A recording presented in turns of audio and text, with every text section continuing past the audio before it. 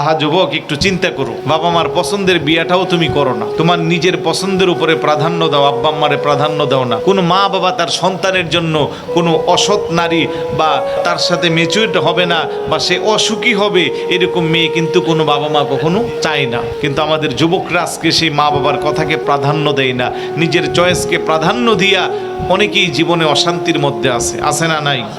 আগের মুরব্বীরা এই যে শাদী হইতো আব্বা আম্মাই দেখতো, আব্বা আম্মাই সব কিছু করতো, মা বাবা যেটাকে এনে দিয়েছে কখনো কোনো দিন বলে নাই যে এটা না সেটা, বলছে যে আমার আব্বা আম্মা আমার জন্য যেটা আনছে এটাই আমার জন্য 7 রাজার দন।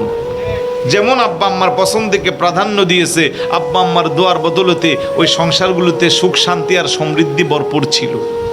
এখন রূপ লাবণ্য আর আধুনিকতার ছোঁয়ায় যে যেমনে পারো নিয়ে আসতেছো, কিন্তু শান্তি তো নাই।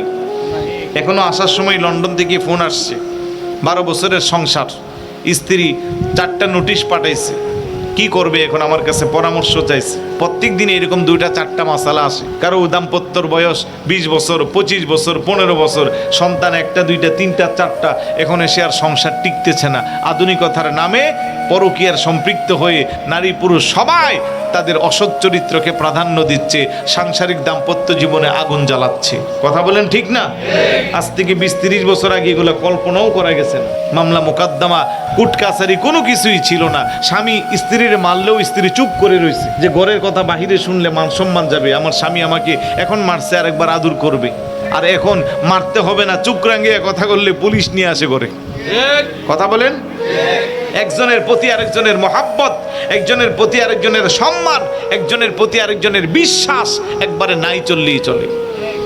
এই যে তালাকের কিছু মাসালা আছে, খোটায় খোটায় জিজ্ঞেস করি ঘটনা কি, এমন ছোট্ট বিষয় থেকে তাদের শুরু হয়, এগুলো আপনি শুনলে হাসবেন। মানে এটা নিয়ে যে এত বড় একটা কিছু ঘটবে এটা কল্পনাও করা যায় না। তার মানে ওই যে থার্ড পার্সন হিসেবে শয়তান ওইখানে কি করে কাজ করে দাম্পত্য জীবন নষ্ট করার জন্য।